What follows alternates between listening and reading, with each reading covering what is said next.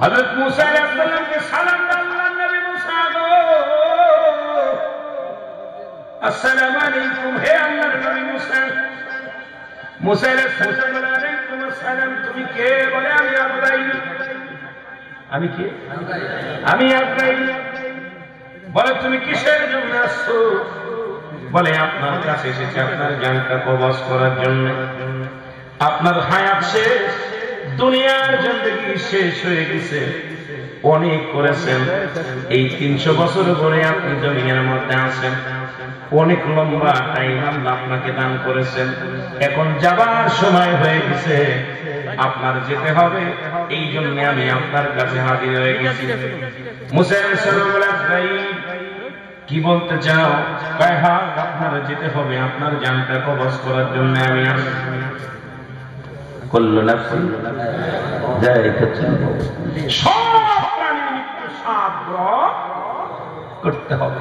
স্রষ্টার কোন মৃত্যু নাই, সৃষ্টি মৃত্যু আছে। সৃষ্টি মৃত্যু আছে, স্রষ্টার মৃত্যু নাই। এরে আজরাইল ডাকতে বলে, আজরাইল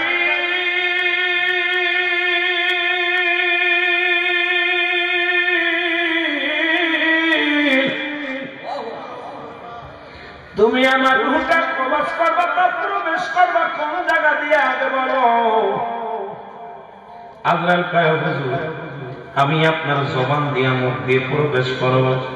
কয়, আজরাইল অসম্ভব, এই মুখটা দিয়ে আমি আল্লাহর সঙ্গে কথা বলেছি। সুবহানাল্লাহ বলেন।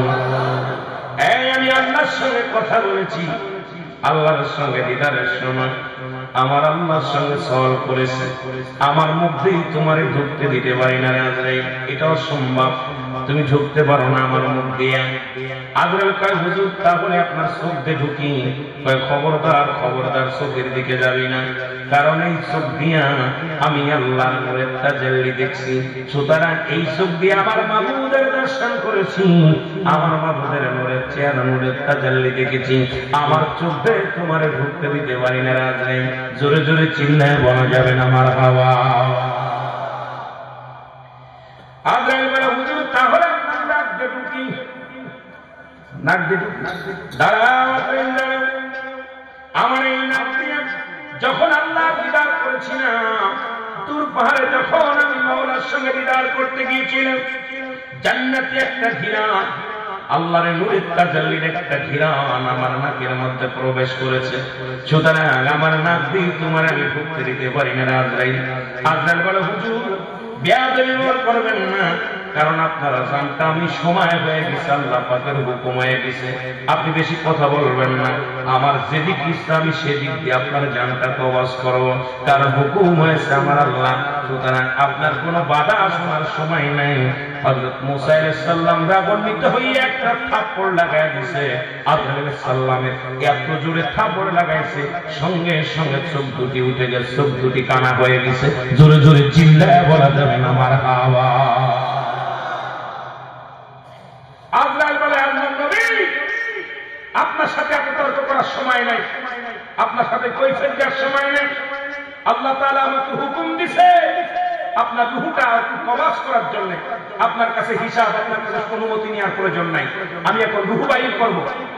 মুসা আলাইহিস সালাম এত তেরা, একটা থাপড় মানে এক থাপড়ে দুইটা চোখ কানা হয়ে গেছে। আজরাইল জোরে বলেন মারহাবা। চোখ দুইটা কানা হয়ে দাঁড়ায়, আল্লাহ কাজে তাড়াতাড়ি ইমানদারের পর, নবীদের পর মৃত্যুর ওয়াজ দিয়েছে, এই জন্য আগে একটু কথা বলেনি, এত পর এত শক্তি। আমার আল্লাহর কাছে চলে গেলেন আজরাইল আলাইহিস সালাম। আমার আল্লাহ ডাকতে বলে, আজরাইল চোখ দুটি কানা, আজরাইল দুটি চোখ ধরে পড়ে আছে, দুটি চোখ উপড়ে গেছে। আল্লাহ তাআলা তার কুদরতি হাত দিয়ে বলে, আজরাইল তোর চোখ দুটি আমি ছেড়ে দিলাম। তবে মুসা আলাইহিস সালামের কাছে এত তেরামি করতে গেলে কেন? পৃথিবীর মধ্যে যত নবী আমি পাঠাইছি, সব নবীর চাইতে একটু মেজাজ গরম আমার মুসা। আমার মুসা একটু রাগান্বিত, তোরে থাপ্পড় মারে দিয়া দুটি চোখ কানা করে দিছে। আমি আমার নবীর ইজ্জতের খাতিরে তোর চোখ দুটি ভালো করে দিলাম। আমার নবীর জানটা কবজ করা লাগবে না, ওর দায়িত্ব আমি নিজেই নিলাম। ধরে ধরে বলেন মারহাবা। তোমার মুসা নবীর কাছে যাওয়া লাগবে না, যেহেতু মাইটার খাইয়াইছো মুসা, তুমি মুসার হাতে মাইর খাইয়াইছো, এখন আমি দায়িত্ব নিলাম, আমি আল্লাহ। আমার আল্লাহ ডাকতে বলে, হে আল্লাহ নবী মুসা, আপনার হায়াত জিন্দেগি শেষ হয়েছিল, তবে আপনি যতদিন বাঁচতে চান আপনাকে আমি বাধা দিব না।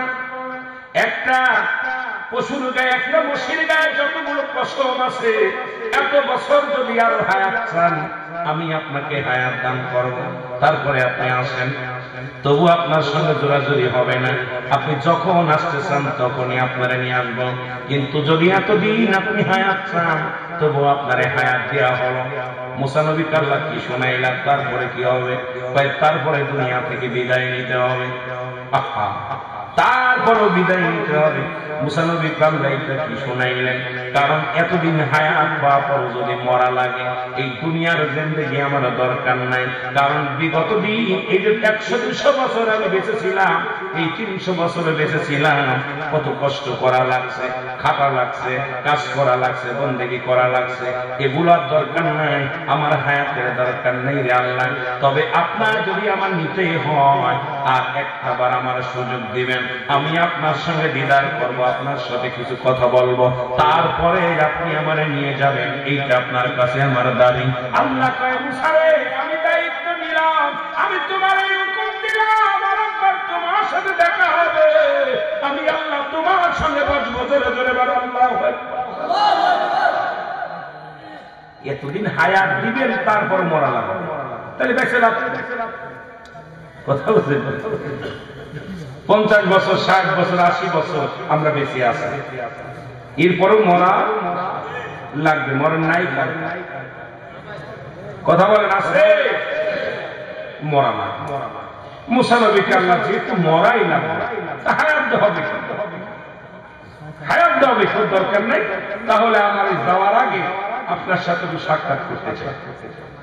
সাক্ষাৎ হয়ে গেল, লম্বা ইতিহাস 1 থেকে 1.5 ঘন্টা লাগবে আলোচনা করতে গেলে। আপনাদের সময় নষ্ট করব না, কষ্ট দিব না, সংক্ষিপ্ত আকারে বলে দিব। মুসা নবীর সঙ্গে আল্লাহ ডাক দিলেন, মুসা রে পারে দেখা হবে, সাক্ষাৎ হবে। মুসা নবী চলে গেলেন। মুসা নবী আল্লাহকে দেখে বড় আনন্দিত হলেন, অনেক কষ্ট করে পাহাড় উঠলেন, পাহাড়ে উঠিয়া ঘোরাঘুরি করলেন, আল্লাহর সাথে সাক্ষাৎ হয়ে গেলেন। আমার আল্লাহ কয়, মুসা রে, তুমি যতদিন ইচ্ছা ততদিন তুমি দুনিয়ার জিন্দেগিতে থাকতে পারো, আমি আল্লাহ তোমার কথা দিলাম, আজরাইল কোনদিন তোমার কাছে আসবে না, এই ওয়াদা আমি তোমার সাথে করে দিলাম। জোরে জোরে বলেন আল্লাহু আকবার। আপনি যখন আসতে পারবেন তখন আমি নিয়ে আসবো, কিন্তু আজরাইল আপনারা ডিস্টার্ব করবো না, আজরাইল ডিস্টার্ব করবো না। মুসা নবী রওনা হয়ে গেলেন। আল্লাহ তাআলা মুসা নবীর হাতে একটা লাঠি। আমার আল্লাহ বলে, হে আল্লাহ নবী, আপনার হাতে কি বলে লাঠি? ওটাতে আপনি একটা পাহাড়ের মধ্যে বাড়ি মারেন, পাহাড়ের মধ্যে বাড়ি মারলেন, বিশাল একটা নহর বাইর হয়ে আসলেন, বিশাল একটা নদী বাইর হয়ে আসলেন। আল্লাহ নবী তাকায় দেখে পাহাড়ের মধ্যে একটা নদী হয়ে গেছে। নদী দেখিয়ে মুসা নবী ডাকতে বলে, আমার আল্লাহ, এই পাহাড় আশ্চর্য পাহাড়, এই পাহাড়ের মধ্যে আমি আঘাত করলাম, একটা নদী পেয়ে গেলাম, তবে আপনার কাছে আমার একটা দাবি, আমি দুনিয়া থেকে চলে যাব, তবে আমার কওমের লোক, এই পৃথিবীর মধ্যে যত মাখলুকাত আছে আল্লাহ, তাদেরকে আপনি রিজিকের ফয়সালা করে দিবেন। যখন কোন মানুষ বিপদে পড়তো আমার কাছে আসতো, আমি দোয়া করতাম, আল্লাহ তুমি নিয়ামতে ভরপুর করে দিতে, আল্লাহ আমার বনি ইসরাইলের যত কওমের লোকেরা থাকলো তাদের খাবারের ব্যবস্থা আপনি একটু গুছায় দিবেন, তাদের কাউকে আপনি বঞ্চিত করবেন না। আমার আল্লাহ কয়, মুসা রে, ও মুসা, তোমার হাতে কি কয় লাঠি? তাহলে সাগরের মধ্যেও দাও পারি, একটা নদীর মধ্যে বাড়ি দাও। মুসা লাঠিখানাটি পানির উপরে বাড়ি মারলেন, সঙ্গে সঙ্গে একটা পাথর হয়ে আসলেন, বিশাল একটা পাথর। এই পাথরটা দেখে মুসা নবী আশ্চর্য হয়ে গেলেন, আল্লাহ বাড়ি মারলাম পাহাড়ের উপরে, আসলো একটা নদী, নদীর মধ্যে বাড়ি মারলাম, আসলো একটা পাথর। আল্লাহ কয়, মুসা রে, পাথরের মধ্যে একটা বাড়ি দাও। সঙ্গে সঙ্গে মুসা আলাইহিস সালাম যখন পাথরের মধ্যে বাড়ি দিলেন, বাড়ি দেওয়ার সঙ্গে সঙ্গে একটা হরিণ নিয়ে এসে গেলেন।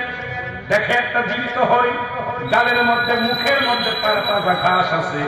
আল্লাহ নবী বললেন, আল্লাহ কি আশ্চর্য দেখলাম। আমার না আল্লাহ পাক ডাক দেখায়, মুসা রে, যেহেতু তামাম পৃথিবীর মাখলুকাতের মালিক আমি, সবাইকে খাওয়ায়, সবাইকে পড়াই, তোমাকে আমি প্রমাণ করে দিলাম ওই পাথরের মধ্যে একটা হরিণ আছে, ওর খাবারের ব্যবস্থা আমি করে দিছি। দেখো তাজা ঘাস তার মুখের মধ্যে। আমি কথা করলাম পৃথিবীর মধ্যে যত মাখলুকাত আছে, যত জিন, যত কিছু আছে, সব কিছুর খাওয়ানোর দায়িত্ব আমি আল্লাহ। সুতরাং আমার সাথে যারা পৃথিবীর মধ্যে যত মাখলুকাত আমি আল্লাহ যেটা সৃষ্টি করেছি, সমস্ত মাখলুকাতের খাবারের ফয়সালাও আমি করে রাখছি। ধরে বলেন সুবহান। আর একটু জোরে। তুমি দেখো, দেখো না তুমি যে এই হরিণ যেমন তাজা ঘাস মুখে নিয়ে আসে, এটা তো আমি বানাইছি। কে বানাইছে? স্রষ্টা কে? আল্লাহুস সামাদ লাম ইয়ালিদ ওয়া লাম ইউলাদ ওয়া লাম ইয়াকুল লাহু কুফুয়ান আহাদ। জোরে জোরে চিল্লায় বলা যাবে না আল্লাহু আকবার। আল্লাহ, আল্লাহ কয়জন? জেনে বলেন কয়জন? আল্লাহ ডাকতে বলে, হাবিব ওদেরকে বলে দেন আমি আল্লাহ, আমার কোন দ্বিতীয় নাই, কাউকে জন্ম দিই না, কারো থেকে জন্ম নিই নাই। আসমান জমিনের মধ্যে আমার সমতুল্য, আমার সমকক্ষ কেউ নাই। সুতরাং সমস্ত মাখলুকাতকে বানাইলেন যে আল্লাহ, সবার দায়িত্ব নিছেন আমার সেই আল্লাহ। পৃথিবীর সমস্ত মাখলুকাতের দায়িত্ব কার? আরো জোরে বলেন কার? আর একটু জোরে বলেন কার? আর একটু জোরে চিল্লায়া বলেন, দুরূদ শরীফ পড়েন, আল্লাহুম্মা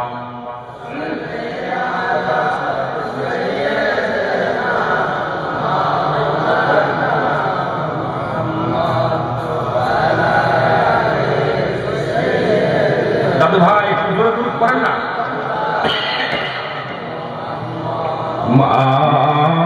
আল্লাহুম্মা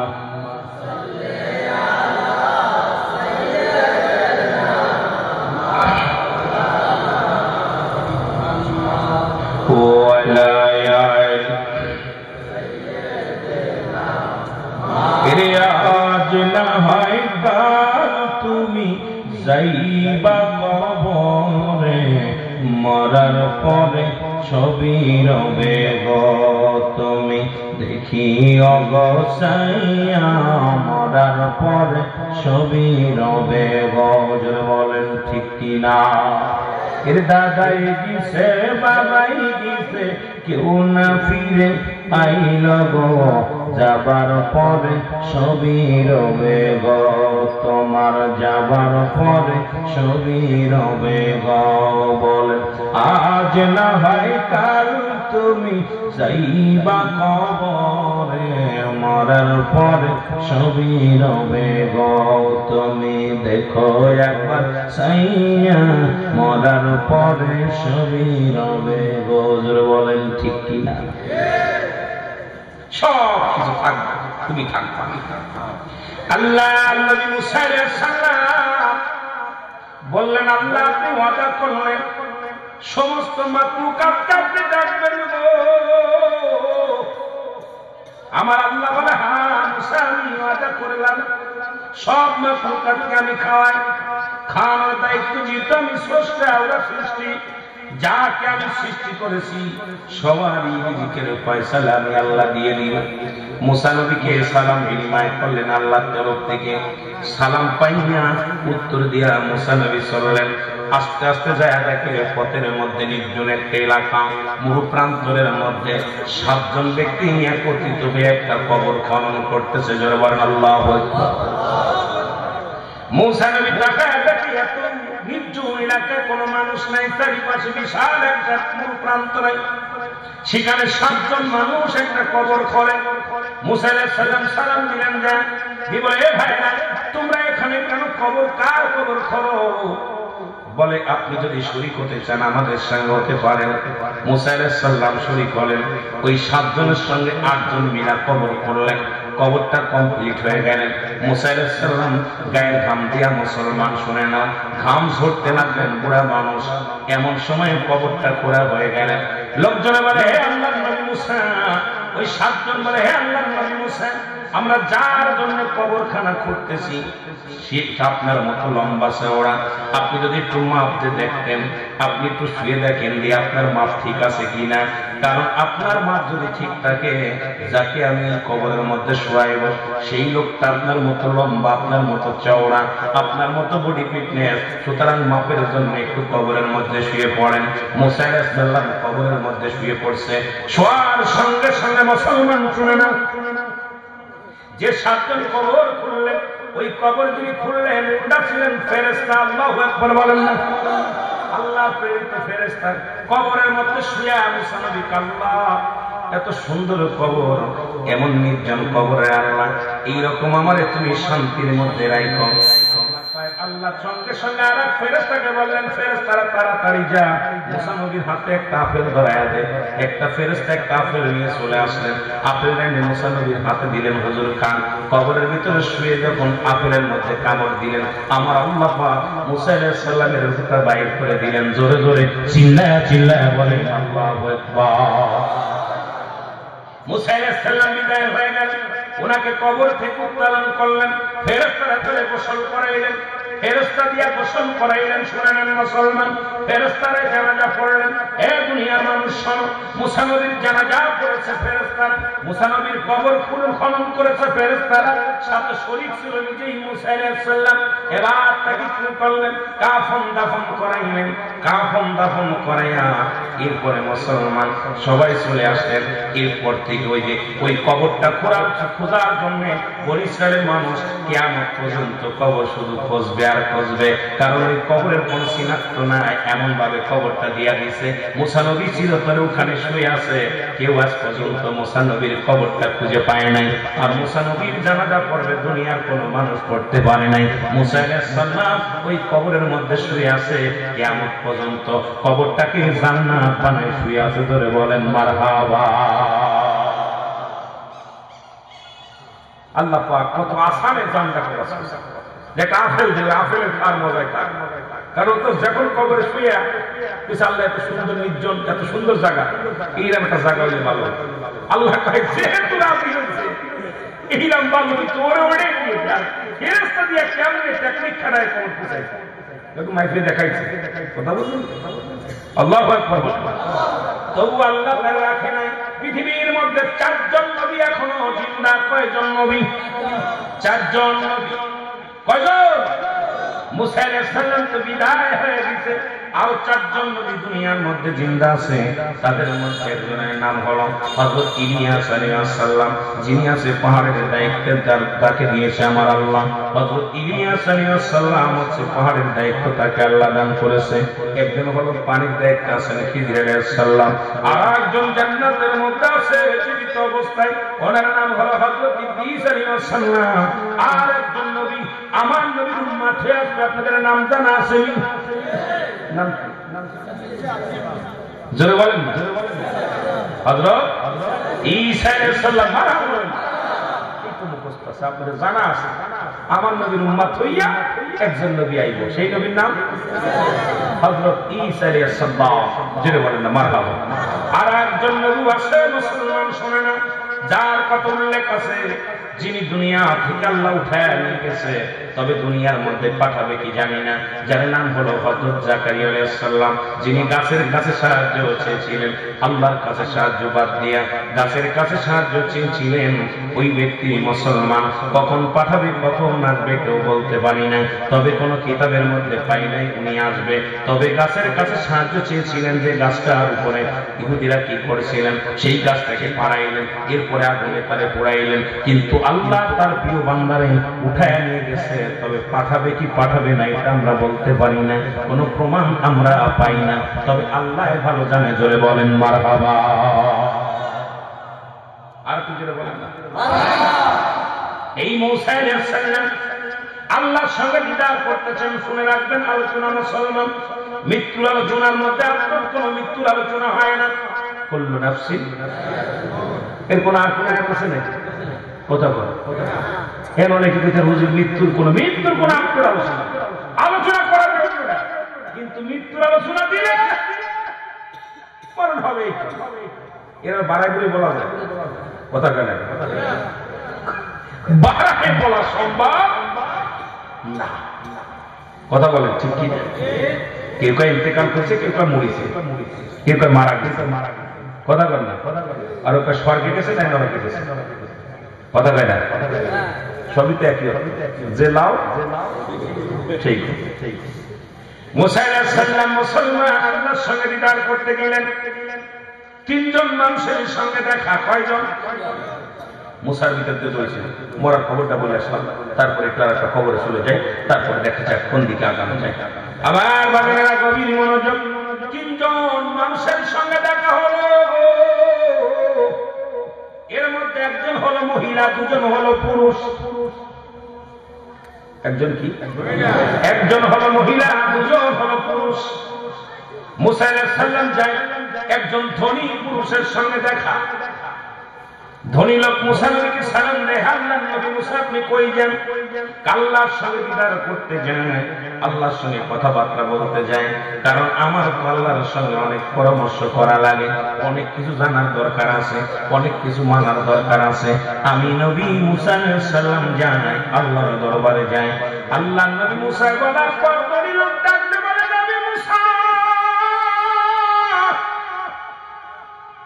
আপনার কাছে জানতে চাই আমি আপনার এত ধন সম্পদ দিছো এই পৃথিবীর মধ্যে বাড়ির অভাব নাই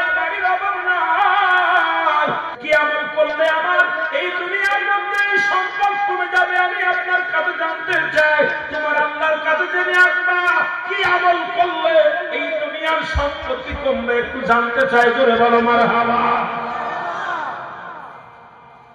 এত পরিমাণ ধন দৌলত দিছে আল্লাহ আমার ভালো লাগে না আল্লাহর কাছে জিগাইবেন যে কি আমল করলে আমার ধন সম্পদ কমে যাবে কি কাজ করবে তোমার নালিশটা নিলাম দ্বিতীয় আর একজন মহিলার সঙ্গে দেখা হয়ে গেল মহিলা বলে আল্লাহর নবী মুসা কই যাও কয় আল্লাহর সঙ্গে দিদার করতে যায় বলে আপনি যেহেতু আল্লাহর সঙ্গে দিদার করতে যান আপনার কাছে আমার একটা জানার বিষয় ছিল আপনার আল্লাহর কাছে বলে কি বলো সেটা হলো আমার আল্লাহ আমার মহিলা বানাইছে আমি গরিব মানুষ আমার কোনো ধন নাই টাকা নাই গরিব মানুষ আমার আল্লাহ কেন আমার গরিব বানালো আমি কি করলে বড় হতে পারবো কি করলে ধনী হতে পারবো তুমি তোমার আল্লাহর কাছ থেকে একটু জেনে আসবা এরপরে আমারে জানাইবা এটা তোমার কাছে আমার দাবি আমি কি কাজ করলে বড় লোক হয়ে যাব টাকা পয়সার মালিক হয়ে যাব আল্লাহর নবী মুসা আলাইহিস সালাম বললে তোমার নালিশটাও নিলাম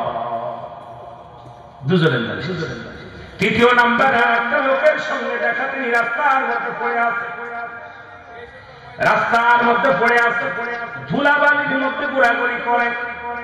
ধুলাবালির মধ্যে ঘোরাঘুরি করে হাত নাই পা নাই খুড়া মেলা বলে আল্লাহর নবী মুসা তুমি কই যাও নিশ্চিত তুমি আল্লাহর সঙ্গে দিদার করতে যাও তোমার কাছে আমার একটা দাবি আমারে আমার আল্লাহ কেন বানাইছে আমার দেহ কোনো কাজে লাগবে কিনা আমার কোনো কাজে লাগবে কিনা আমি জানতে চাই আমার আল্লাহ আমারে কেন বানাইলো এটা আপনার কাছে আমি জানতে চাই কারণ আমার আল্লাহর কাছে জিজ্ঞাসা আমার মতো আসল মানুষকে কেন বানাইলো আর কোনো কাজে লাগবে কি না এটা জেনে আসবেন আমার নবী মুসা আলাইহিস সালাম ডাকতে বলেন ঠিক আছে আমি এটাও জেনে আসবো জোরে জোরে চিল্লায়া বলেন আল্লাহু আকবার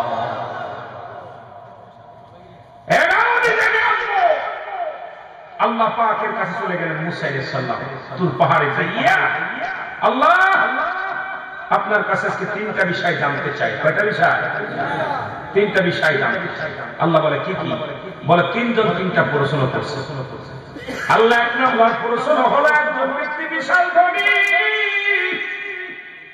এই পৃথিবীর মধ্যে জন সম্পদ তুমি অনেক দান করেছো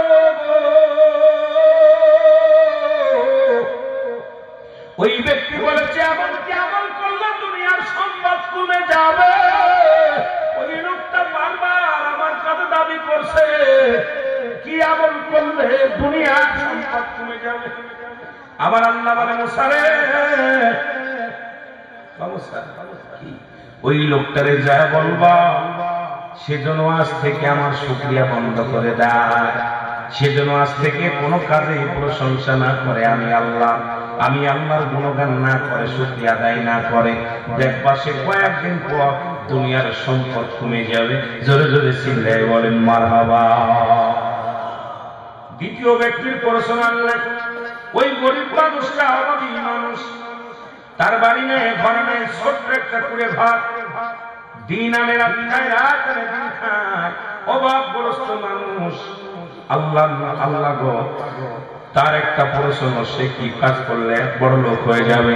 আমার আল্লাহ ডাকতে কয় মুসা শোনো, ওই লোকটারে বলবা সেই জন্য আজ থেকে বেশি বেশি আমার শুকরিয়া আদায় করে, আমার প্রশংসা যত করবে আমি আল্লাহ তার প্রশংসা শুনিয়া সম্পদের মাত্রা বাড়ায় দেব। জোরে বলেন মারহাবা। বুঝা নিবেন বাবা, কথা বলছেন। তৃতীয় নাম্বার ব্যক্তি আল্লাহ রাব্বুল আলামিন ডাকতে বলেন মুসা আর কি নালিশ? বলে আমার আল্লাহ 3 নম্বর একটা মানুষ, ইনি আমার কাছে প্রশ্ন করছে, তার তো 2টি পা নাই, 2টি হাত নাই। কি নাই? 2টি পা নাই, হাত নাই। তারে কেন বানাইলেন? তারে কিসের জন্য বানাইলেন? মুসা আলাইহিস সালাম ডাকতে বলার পর আল্লাহ রাব্বুল আলামিন বলে, যাও মুসা যাও, ওই লোকটারে জানায়া দিবা সেই লোকটার আমি বানাইছি জাহান্নামের মধ্যে ছোট ছোট ছিদ্রা আছে, জাহান্নামের মধ্যে ছোট ছোট ছিদ্রা আছে। ওই খোড়া ব্যক্তি, ওই কানা ব্যক্তি, ওই মেলা ব্যক্তিকে দিয়া, কানা খোড়া নেংরানুলা যারা আছে এদেরকে দিয়া আমি আল্লাহ ওই জাহান্নামের ছোট ছোট ছিদ্রা গুলো বন্ধ করব। জোরে জোরে চিল্লায় বলা যাবে না আল্লাহু আকবার। জাহান্নামের মধ্যে কিছু ছিদ্রা আছে, এটা আমি ওই খোড়াটার হাত নাই, পা নাই, ওইটার দিয়ে বন্ধ করব। আল্লাহু আকবার বলেন। মুসা নবীর মনে একটু কষ্ট লাগছে, আল্লাহ একিতে বেচারার পা নাই, হাঁটতে পারে না, হাত নাই, লড়াইতে পারে না, এই লোকটাকে তুমি জাহান্নামের ছিদ্রা বন্ধ করবা। বড্ড মুসা আলাইহিস সালামের কষ্ট হয়েছে। যাও, চলে যাও। মুসা নবী চলে আসলেন। প্রথম দেখা হলো যে লোকটা ধনী লোকটা, ধনী লোকের কাছে বলছে, ভাইজান, হ্যাঁ মুসা, আমার প্রশ্নের জবাব দিয়ে যাও। তো জবাবটা হলো, আল্লাহ বলেছে আপনি আজ থেকে আল্লাহ শুকরিয়া আদায় করবেন না, আল্লাহ শুকরিয়া আদায় করবেন না, আপনার সম্পদ কমে যাবে। ধনী লোক চিৎকার মেরে বলে, মুসা নবী তুমি কেমন লোক যে আল্লাহ আমার এত সম্পদ দিয়েছে, যে আল্লাহ আমার এত ভালোবাসে, আর আমি সেই আল্লাহর প্রশংসা না করে থাকতে পারবো?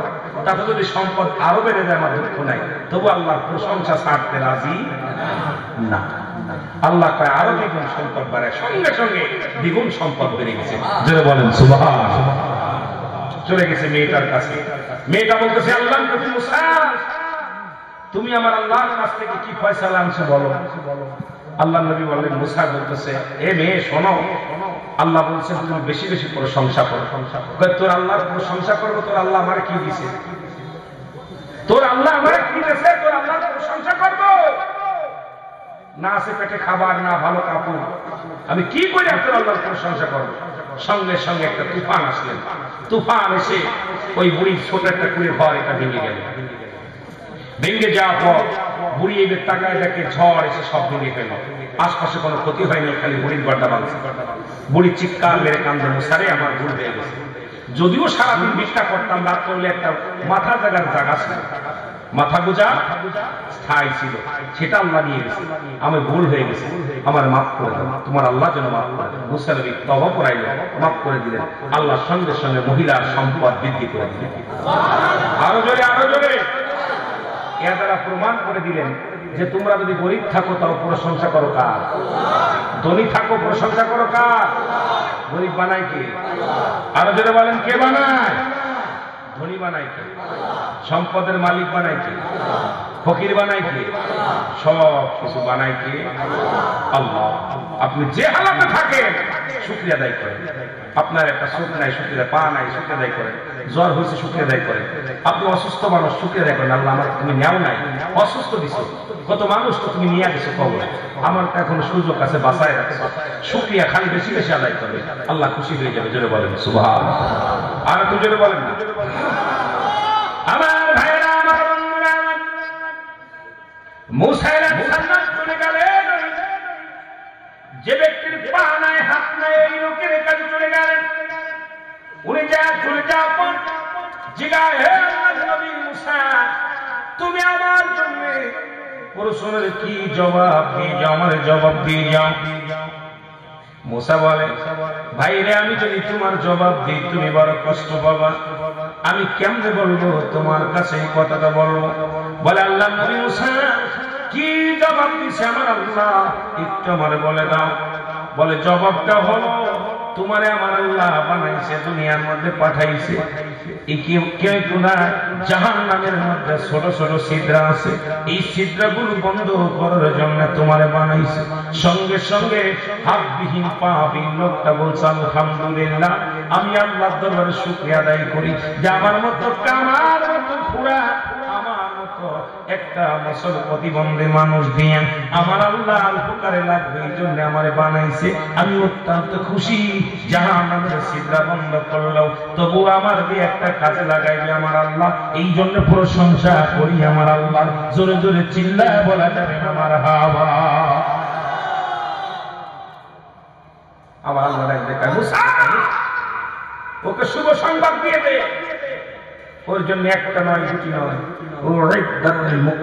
ও তো মুমিনদের অন্তর্ভুক্ত, ওদের জন্য প্রস্তুতি রাখছে 8টা জান্নাত। আরো জোরে, আরো জোরে।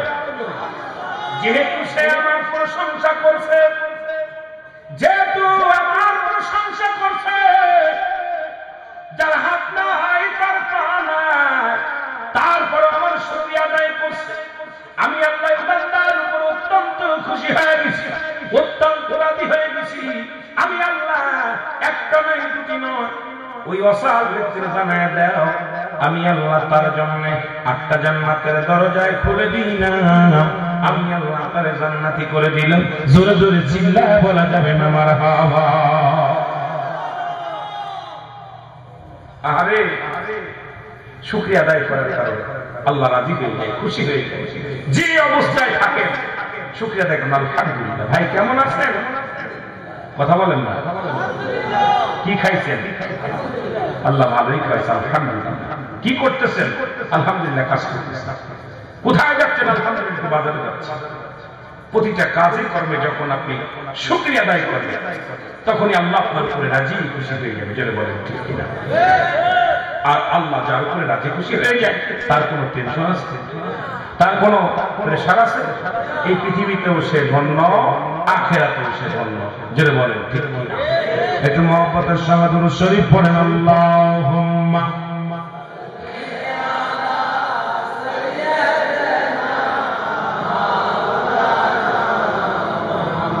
ওয়ালা আলি সাইয়্যিদিনা।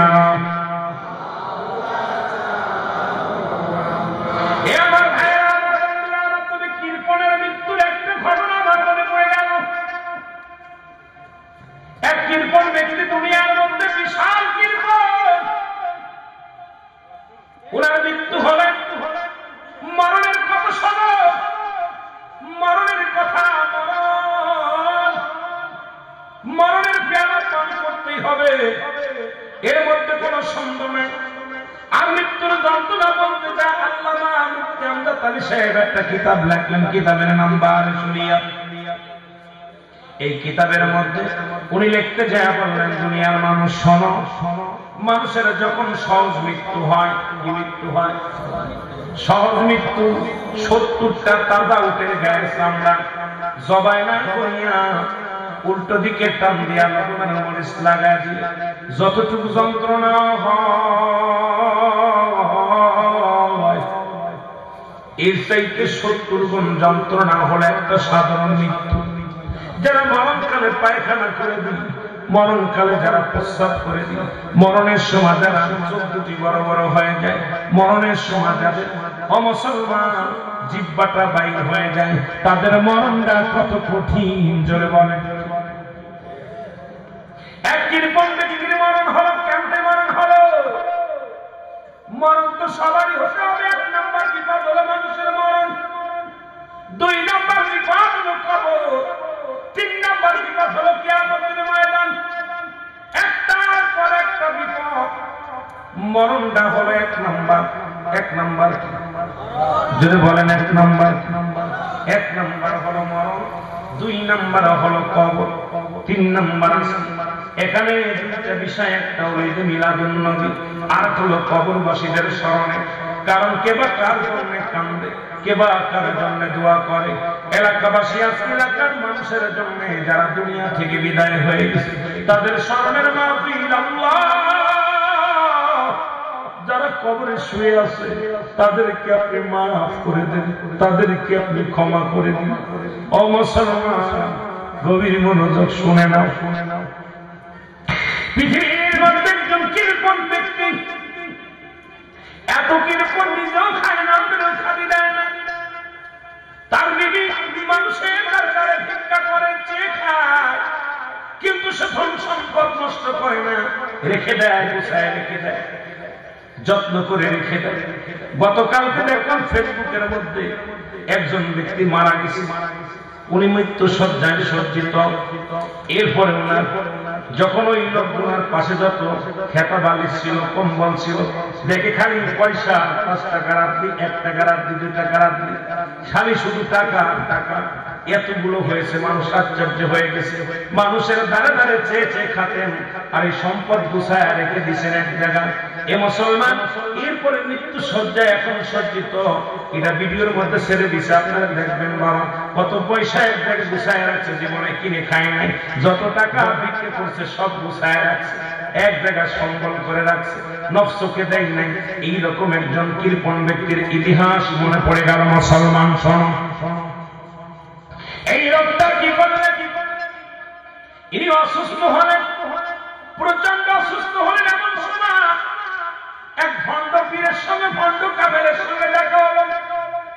ভণ্ড কামেল ব্যক্তি উনার কাছে বলতেছেন, হুজুর আপনাকে আমি পেয়েছি, এত ধন সম্পদ, আমার টাকার অভাব নাই, অনেক টাকা পয়সা আমি রোজগার করেছি, এগুলো গুছায় রাখছি, আমি তো নিজে জীবনে ভোগ করি নাই, আমি এখন তো মরণ পথের যাত্রী, এখন যদি মারা যায় এই পয়সাগুলোর কি হবে? তাই এগুলো আপনার ওয়ারের শুরুতে আপনার যারা ছেলে মেয়ে তারা পাবে, আপনার ছেলে পাবে, আপনার মেয়ে পাবে, আপনার বিবি পাবে। বলে না না, আমি সম্পদ কারোর দিতে চাই না, কারণ আমার সম্পদ আমি রাখবো, আমার সম্পদ গুলো আমি নিজে ভোগ করতে চাই, নিজে রাখতে চাই। বললেন এই লোকটারে বিশাল চালাকি করলেন, ভণ্ড প্রতারক। উনি বললেন তাহলে একটা কাজ করেন, যদি আপনি নিজেই ভোগ করতে চান, আপনার ছেলে মেয়েদেরকে ডাকতে বললেন, আপনি যেদিন মারা যাবেন, মারা যাওয়ার পর আপনার এই ধন সম্পদ জন্য আপনার একটা কবরে দিয়ে দেওয়া হয়। কবরে যেদিন যাবেন, ফেরেশতারা এই কবরের টাকা পয়সা পেয়ে প্রচন্ড খুশি হয়ে যাবে, আপনার সঙ্গে ভালো ব্যবহার করবে। আর এটা আপনি যদি জান্নাতে যান, কবরের ভিতরে জান্নাতের মধ্যে যান, তাহলে এই টাকা খরচ করতে পারবেন, বাজারঘাট করতে পারবেন, আপনার বড় দাম বেড়ে যাবে। তবে যত সম্পদ গুলো আছে এগুলো আপনার কবরে দিতে বলবেন। জোরে জোরে চিল্লায় বলো আল্লাহু আকবার। যে কথা সেই কাজ। কিছুদিন পরে লোকটা মারা গেল। মারা যাওয়ার পর ওনাকে দাফন কাফন করবে, ওসিয়াত অনুযায়ী বলে গেছেন সব টাকা পয়সা দিয়ে কবরে শোয়া গেছে। কবরে শোয়ানোর পর ওই লোকটা তো যে ভণ্ড প্রতারক, কত রাত্রেবেলা কবর করবে, কবর খুঁড়ি না এই মাল নিব, কামাই নিব, তা দিছে। রাত্রেবেলা যায় যখন সবাই যখন টাকা পয়সা কবরের ভিতরে অনেকগুলো দিয়ে মাটি দিয়ে রাখছে, রাত্রে যখন উনি কবর খোঁড়ার জন্য একা হয়ে গোরস্থানে গেছে, যা যখন কবরের একটা মাটি খুঁড়ে যখন বাসটা উঠাইছে, দেখে কবরের ভিতর দাও দাও করে আগুন জ্বলতেছে। জোরে বলেন আল্লাহু আকবার।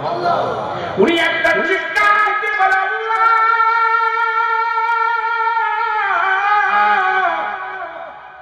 তুমি আমার কি দেখাইলা, তুমি আমার কি দেখাইলা, একটা মারা গেছে। ও মুসলমান শুনে না, প্রতিবেশী এসে দেখে ওই কবরের সকালবেলা কবরস্থানে দেখে যে একটা লোক উপরে শুয়ে আছে, জায়গাটাকে মারা আছে এবং কবর খোলা, কবরের মধ্যে দাও দাও করে আগুন জ্বলে। মুসলমান শুনে নেন, সুতরাং কবরের মধ্যে কবরে যে আযাব হয়, কবরে যে হিসাব হয়, এই কবরটা হলো মানুষের 2 নাম্বার বিপদ। 1 নাম্বার বিপদ হলো মানুষের মরণ। মানুষের মরণ হয় 2টা টাইম, একটা হলো রাতের বেলা আর একটা হলো দিনের বেলা। একটা হলো রাতের বেলা, একটা হলো দিনের বেলা। আমার ভাইরা, আমার বন্ধুরা, একটা মরণ হয় রাত্রে, একটা মরণ হয় দিনে। দিন শেষ করেছেন, মৃত্যুবরণ করেন নাই, রাত শুরু করেছেন, মরণ আপনাদের এখনো মরণ হয় নাই। সকাল পর্যন্ত বেঁচে থাকবো কেউ বলতে পারি না, পারবো না। যদি বলেন পারবো কি না, কারণ পৃথিবীর মধ্যে আসার সিরিয়াল আছে, যার কোনো সিরিয়াল নাই। এই দুনিয়ার মায়া ছেড়ে চলে যেতে হবে, মরণের চিন্তা বেশি বেশি করা লাগবে। এই জন্য আমার সাথে বলেন, আমার মরণ শিবে কখন কেউ তো জানি না, আমার এই আমি চলে যাব, আমায় তোমরা ভুলা যাও না। আমি চলে যাব, ভুলা যাও না, আমার মরণ শিবে কখন কেউ তো জানি না, আমার মরণ। টাকা পয়সা দালান কোটাও যাহা করেছি, সব কিছু ফেলাইয়া একাই চলেছি রে আমি। কোনটা বাগানের সব কিছু ফেলাইয়া এর যাবার বেলায় ভেবে দেখি আমার কেহ নাই। আমি যাবার বেলায় ভেবে দেখি না, আমার মরণ। কুল্লু মান আলাইহা, সব শেষ করে দিবে কে? আল্লাহ। আর আপনি যে বলেন কি? আল্লাহ। আল্লাহ বলে দুনিয়ার মানুষ শুনে না,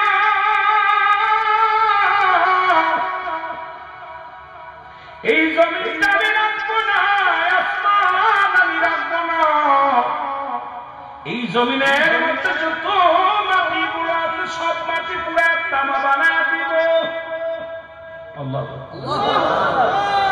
এই জমিনের মাটিগুলোর উপরে কত মস্তানি করে না মানুষ, কত না জোর দেখা। আপনাদের এই এলাকার মধ্যে একজন আলেম নাসিরুল্লাহ সাদপুরি সাহেব, ওনার একটা ওয়াজের মধ্যে উনি অনেক মূল্যবান একটা কথা বলছে। কত রাজা, কত প্রজা, কত বাদশা, ফেরাউন, নমরুদ, এই দুনিয়ার মধ্যে তারা খোদাই দাবি করলো, কেউ নাই, কেউ নাই, আমিও থাকবো না। উনিও চলে গেছে। এই দুনিয়ার কত বাড়িওয়ালা, কত গাড়িওয়ালা, এই দুনিয়ার কত মানুষ দেখলাম, কেউ নাই, আমিও থাকবো না, আপনিও থাকবেন না। একদিন বিদায় নিতেই হবে, এর মধ্যে কোনো সন্দেহ নাই। জোরে জোরে চিল্লা বলা যাবে না আল্লাহ। আল্লাহ বলে বান্দারা এই জমিনটা আমি রাখবো না, এই জমিনের মাটিগুলো আমি পোড়ায় তামা বানায় দিব। এই জমিনের মধ্যে যত পানি আছে সব পানি পোড়ায় ছাই বানায় দিব। যেদিন কিচ্ছু বলতে কিচ্ছু থাকবে না, সেদিন থাকবো শুধু আমি আল্লাহ। কে থাকবে জোরে বলেন? আমার আল্লাহ থাকবে। তাহলে আপনাকে আমাকে বোঝার দরকার, সেই মওলার গোলামি করা লাগবে। সেই মওলার গোলামি ছাড়া কোনো পথ নাই রে।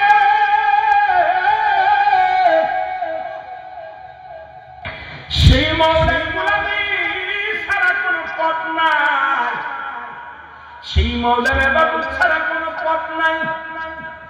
যেহেতু আল্লাহ সব কিছু জন্য বিচ্ছিন্ন করে দিবে, এই জমিনটা পুড়ায়া দিবে, মাটিগুলো পুড়ায়া দিবে, জমিনের পানিগুলো শেষ করে দিবে।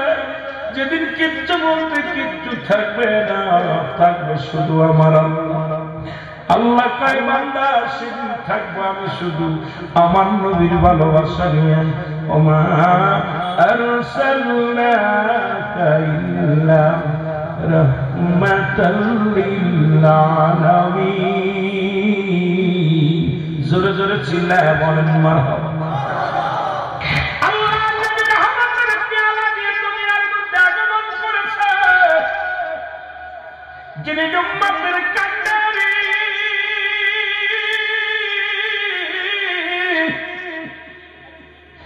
উম্মতের নবী, নবী আমার রাহমাতুল লিল আলামিন, যিনি জগতের মধ্যে আছে নবী আমার। নবী বলেন হায়াতি খায়রুল লাকুম ওয়া মামায়াতি খায়রুল লাকুম। আল্লাহ নবী উম্মতিরা রে, এই দুনিয়ার মধ্যে আমরা গমন করেছি আমার উম্মতের জন্য কল্যাণ শুরু। কারণ আমি নবী দুনিয়ার মধ্যে আমার আল্লাহ পাঠাইল, আমার আল্লাহ আমার উম্মতের কল্যাণের জন্য। ও দাদু ভাইরা, আজকে মাহফিলটাও ঠিক আপনাদের কল্যাণের জন্য। যারা কবর শুয়ে আছে তাদের জন্য বড় কল্যাণ, তাদের জন্য ঈদের দিন। কারণ আপনি এমন কবরে শুয়ে যাব, ওই যেখানে গেলে রাত শেষ হবে না, যেখানে গেলে সকাল হবে না, যেখানে গেলে সন্ধ্যা লাগবে না, যেখানে শুরু আছে যার শেষ নাই, সেই জায়গাটার নাম হলো কবর। আমার নবী ডাকতে বলেন উম্মতিরা রে, এই দুনিয়ার মধ্যে আমি নবী দুনিয়ার মধ্যে আগমন করেছি আমার উম্মতের জন্য কল্যাণ কারক। কারণ আমি নবী আমার উম্মতের সঙ্গে চলাফেরা করেছি, আমি নবী আমার উম্মতের সঙ্গে কথাবার্তা বলেছি, আমি নবী আমার উম্মতের মতো ঘর সংসার করেছি। সুতরাং শরিয়াত, তরিকত, হাকিকত, মারফাত সব জায়গায় আমার নবী। আজ থেকে বিল্লাহ জোরে সব জায়গায় কি জোরে বলেন, সব জায়গায় কি আমার নবী। শরিয়াতের দিক তাকাইবেন নবী, হাকিকতের দিক তাকাইবেন নবী, মারফাতের দিক তাকাইবেন নবী, কবরের জিন্দেগিতে নবী, আর মুসলমান সংসারী জীবনে নবী। আপনি জীবন দশায় আপনার নবী, ব্যবসায়ের মধ্যে নবী, নামাজের মধ্যে নবী, হজের মধ্যে নবী, যাকাতের মধ্যে নবী, আপনার জীবন বিধানের মধ্যে নবী। এই জন্য নবী বলেন আমার জিন্দেগিতে আপনাদের জন্য কল্যাণ কারক। হায়াতি খায়রুল লাকুম, আমার হায়াতের জিন্দেগিটা আমার উম্মতের জন্য কল্যাণ কারক। জোরে বলেন মারহাবা। নবীজির দরবারে নবীজি নামাজ পড়াইতে নবীজি দুইটা মেম্বার ছিল মসজিদে নববী। একটা মেম্বারে নবী খুতবা দিতেন, আর একটা মেম্বারে নবীর সাহাবীরা নবীকে নাচ শোনাইতেন। নবী দুজন সাহাবী ছিল, নাম হলো হাসান বিন সাবিত। এই দুই সাহাবী নবীকে সদা সর্বদা নাচ শোনাতেন, কবিতা আবৃত্তি করে শোনাইতেন, গজল গেয়ে শোনাইতেন নবীজিকে। এখন আমাদের যে জায়েদ নাই মৌলবীরা গজল গাইলে অনেক কিছু শুন যা, খালি গজল নাই, গজল গাইলে তোর মাথা কইব, কথা কান না, গজল কে শোনে? নবীজি করে। আহা, নবী সাহাবীরা শুনছে, নবীজি শুনছে, নবীজিকে কবিতা আবৃত্তি করে শোনাইছে।